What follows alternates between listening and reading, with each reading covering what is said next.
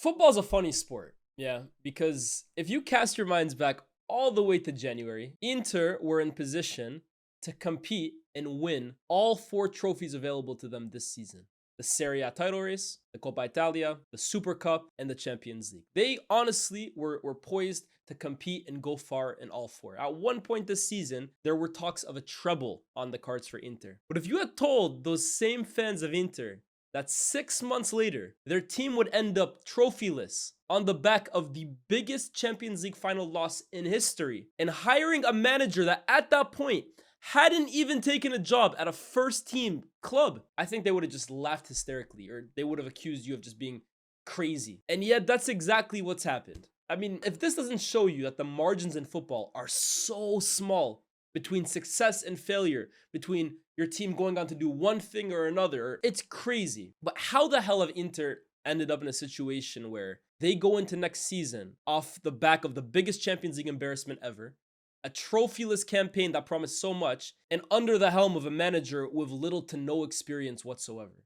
How do you explain that to them? As you guys know, I make it no secret that I do have a soft spot for Inter. I wouldn't go and call myself like a major fan. I'm a Man United fan. That's my club. But I think everybody has a team around Europe, right? Like you have a team in Spain. I say it's a team. It's not a team that you love, right? It's not a team that you support and watch every single game, but you have a soft spot for them, right? Whether it's like, I feel like with the Classico, everyone has a side, Barca, Real, even if you don't support those teams. And in Italy, that team for me is Inter. I've always loved Inter, especially since 2010, where coincidentally, Cristian Chivu was a part of that treble-winning team under Jose Mourinho. And Cristian Chivu is an interesting guy, right? Because since retiring, he's gone on to coach almost every single level at youth academy for Inter, the under-18s, the under-21s, I believe. He's coached throughout their academy. And this season had 3 months in charge of Parma, where I think he won 3 games, drew 6 or 7, and lost 3. They finished 16th in the league.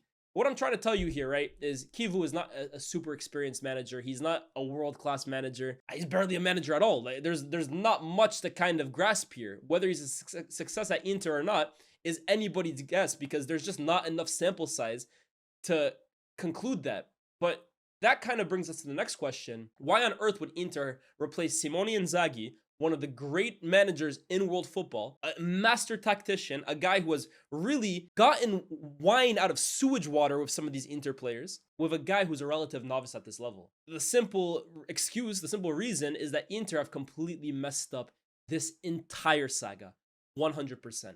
I mean, let's cast our minds back to the start of the season, where Inter were coming off last year's Scudetto win, and it was one of the best Scudetto wins I think we've seen. That Inter team is one of the best one-season teams to win a Serie A that I have seen. It was such a dominant force. They literally were so much better than anybody in Serie A. It wasn't even a question. They pranced the Serie A, right?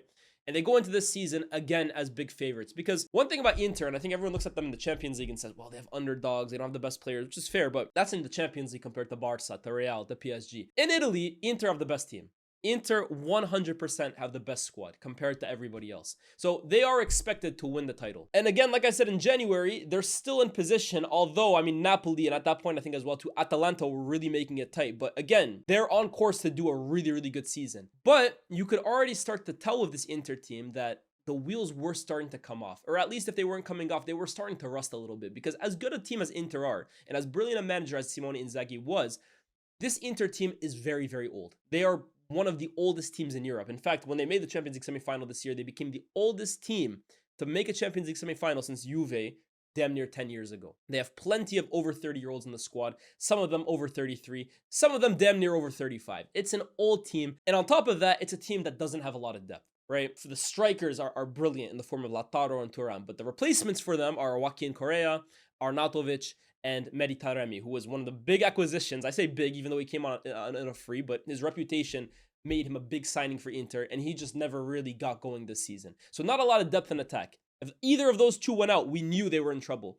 At wingback, they do have Carlos Agosto on the left to kind of fill in for DiMarco, but on the right, for Dumfries, there's no real out-and-out replacement.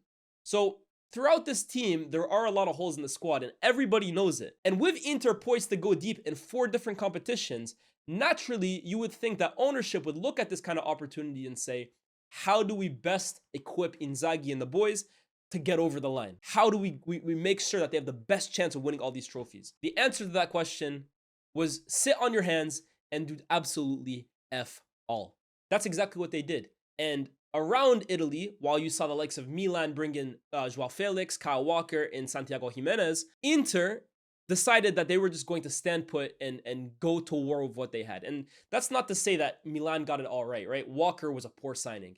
Felix, again, is a guy who's just going to end up becoming a journeyman at this point. Like, he can't get it done at any club. And Jimenez, I think, is actually a very good center forward that I would expect to be the main guy for Milan going forward. But it wasn't a great window. However, they at least showed ambition. They at least showed that they weren't happy with where they were, or they weren't content at least, and wanted to get better. So I commend them at least for trying. With Inter, they already had a weak window in the summer. It's not like they spent a lot in the summer. And then in January, they did absolutely nothing on top of that. So Inter went into the second half of the season, yes, in 4 competitions, but with a massive risk that it could all come falling apart just due to a few injuries. And ultimately, that's what's happened in all 4 competitions. They lost the Supercoppa to Milan in the final, even giving up a 2-0 lead. They were smoked in the second leg of the Coppa Italia by AC Milan again, 3-0 I think it was. They lost the league title to an inferior Napoli team because they couldn't go the distance and because they had 2 big injuries to Thuram and Dumfries, 2 players that we knew didn't have a lot of depth in those situations. And then in the Champions League, of course, we know they have lost in the most humiliating fashion,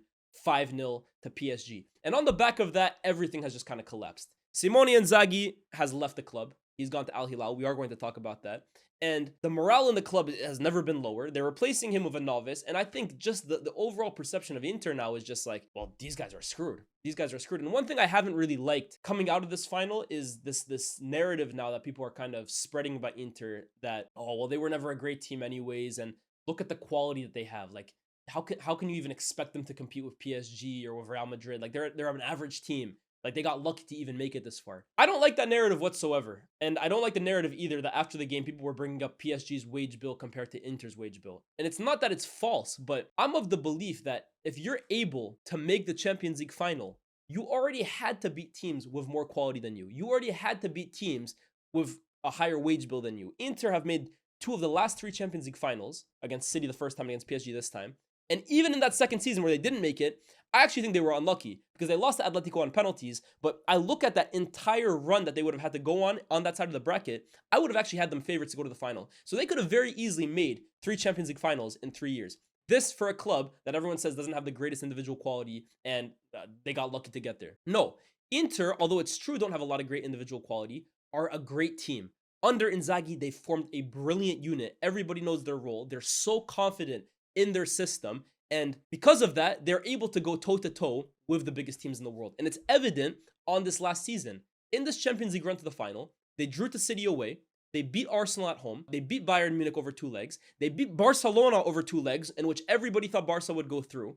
These are big teams that they're beating here. These aren't just like run-of-the-mill teams. These are the biggest sides in Europe that have better quality than them individually and have a higher wage bill. So they've already shown that they can overcome that kind of stuff.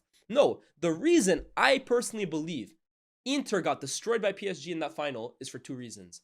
One, they were just absolutely exhausted because, again, there wasn't a lot of rotation. A lot of these guys are playing every single game, every single minute. 2, the age. But 3, I think Inzaghi took his eye off the ball. I don't think Inter lost to PSG because of quality. I don't think Inter lost to PSG because of wage bill. I think Inter lost to PSG because tactically, Inzaghi got schooled by Enrique. I truly believe that is the ultimate reason why Inter lost 5-0 to PSG. If they had lost regularly, you can say PSG are the better team.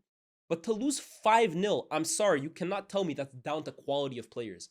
It's down to the fact that Inzaghi got it wrong. Why did he get it wrong? Because in Europe in particular, he almost never does. This is one of the best knockout managers of the last few years. His record in knockout football, particularly in Europe, is stellar. So how did he get it so wrong in the one game he couldn't? This was the worst game in the entire Simone Inzaghi era at Inter. Quite frankly, I believe, and also a lot of Inter fans believe as well too, that he was distracted. Why was he distracted? Because in the build-up to this game, over the last 2 to 3 weeks, Inzaghi's name has been linked to Al-Hilal in Saudi Arabia constantly.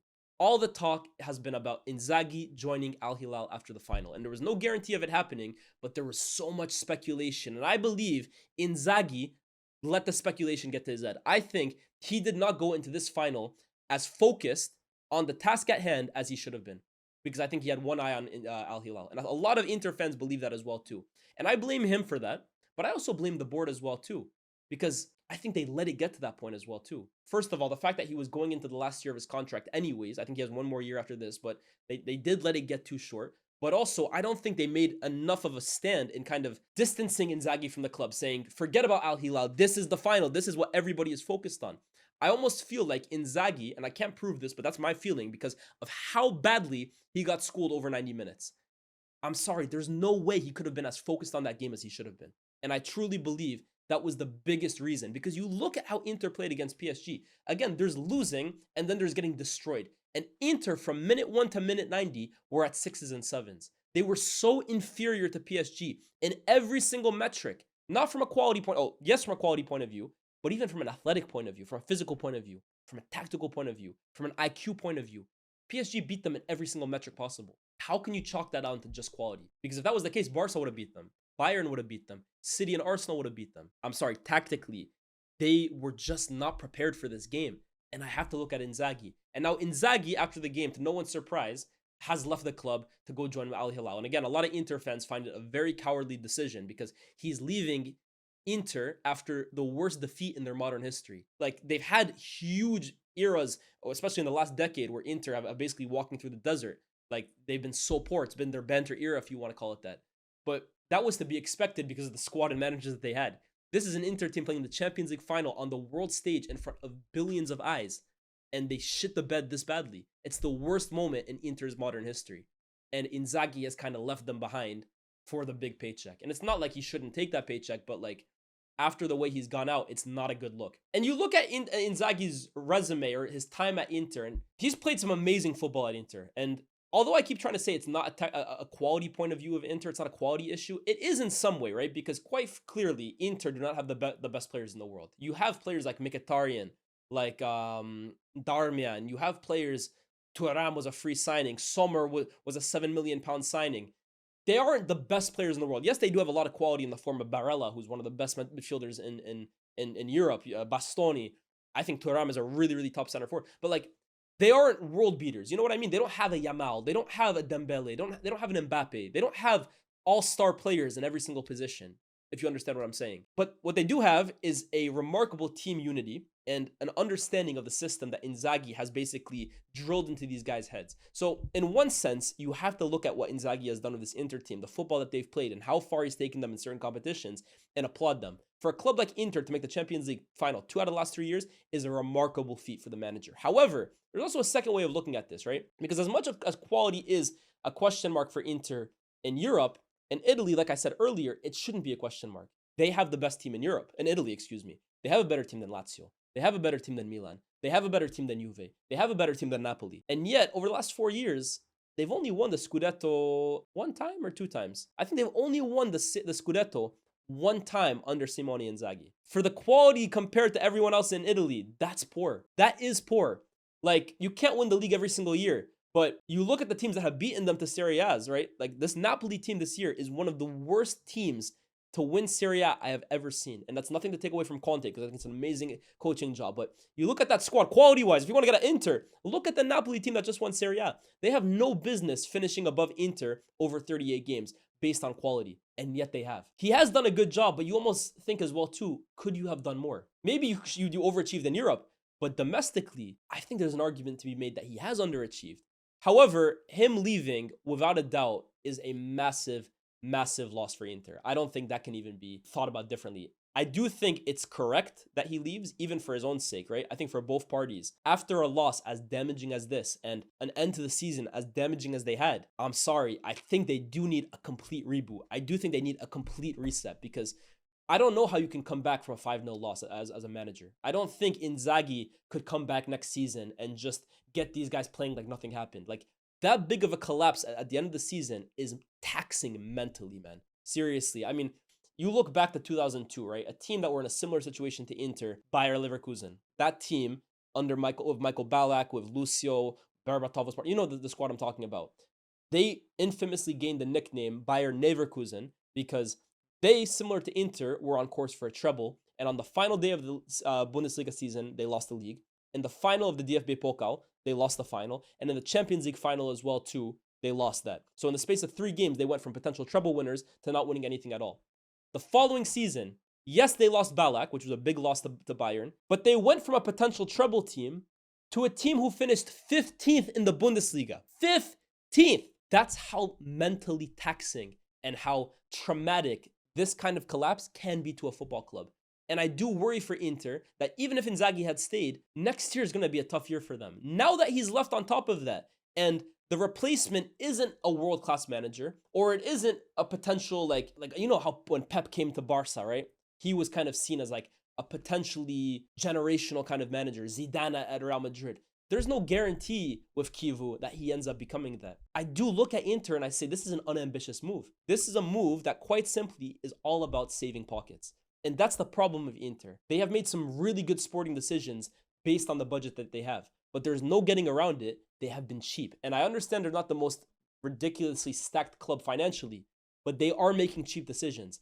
And hiring Cristian Chivu is a cheap decision. You can't go and look at a team that were so close to winning everything in Europe, the way they collapsed, and say, okay, we're going to go hire a novice. If you're a fan of Inter, how does that make you feel? That makes you feel that the priority for the owners, the priority for the board, isn't sporting success. It's financial liberty, basically. That's the only thing that they're really focused on. Because a team that were so close, that maybe need a few, I don't know, bits and bobs. They maybe just need a new manager and a bit of shakeup in the squad. The solution to that isn't hiring a guy with 3 months, 13 games of coaching experience in Cristian Chivu. I think that's extremely poor from the club. And I worry for them, right? Because obviously he's going to come in, he plays 3-5-2 apparently as well too. So it is going to be a pretty easy transition that way. But this is a team that do need a lot of renewal. Acerbi at the back, they got to move on from that guy. Mkhitaryan and Çalhanoğlu, I think they both need to move on from both of them. Di Marco at left wing back, I mean, that performance in the Champions League final, I think Carlos Agosto will really push him next season. I think he potentially needs to be moved on. Darmian off the bench, Arnautovic, Taremi, Joaquin Correa, they have so many players that they have to move on from. And they were linked with 3 managers after Inzaghi. Cesc Fabregas, Patrick Vieira, and Chivu. Fabregas was clearly the number one guy because I think they looked at him as a potential, like he could do what Pep did, for example, or similar. He can really transform a football club with his positive revolutionary ideas. And he probably would have been a manager that comes into Inter and completely changes the culture, completely changes the way they play, brings in young players. Maybe Chivu, because he's worked in the academy, he understands the young players who are ready to make the step up at Inter, something that they didn't really do with Inzaghi. He was someone who really chose to play with older players. But is there a guarantee of that? Is there a guarantee that Inter next season are a team capable of competing for the big honors? They're going to be in the Champions League, but under Chivu, I'm sorry, with Inzaghi, you knew he could take them far in Europe. I don't have that same belief in Chivu. In the Serie A, do Inter go into next season as main title favorites again, like they were every year under Inzaghi? Under Chivu, I don't think they do. So it is a really weird time for Inter. And again, I'm going to finish this off just the way I started it. It's crazy how quickly football changes. Because where this team was, where this club was 6 months ago, compared to where they are now, it's night and day. And it's why I always say in regards to Arsenal, right? But in regards to every football club, every trophy that you're poised to compete and win, you have to win. You have to go out and win it. Because every one you don't win is an opportunity missed. Every trophy you don't win is a trophy missed. You can't look at it like, oh, we'll be here next year or the year after. No. You have to collect every trophy available to you because there's no guarantee that the next year they'll still be there for you or that you'll be poised to win it. Every trophy you don't win is an opportunity missed. And I think for Inter, it's the biggest opportunity missed yet because they've gone from a potential treble winning team this year to a team that next year I think will be right back in a top 4 race. A team that next year will right back be in around a 16 exit at best. I really worry for Inter. Let me know what you guys think in the comment section down below. Any Serie A fans, how do you feel about this move? How do you feel about Inter over the last 6 months? Any Inter fans as well too. Give me your thoughts on Cristian Chivu. I know he's a wonderful, wonderful servant to the club, a big part of that treble winning team, but is it maybe too soon? Too much too soon for the guy? Like, share, subscribe. I'll catch you guys very, very soon. Peace.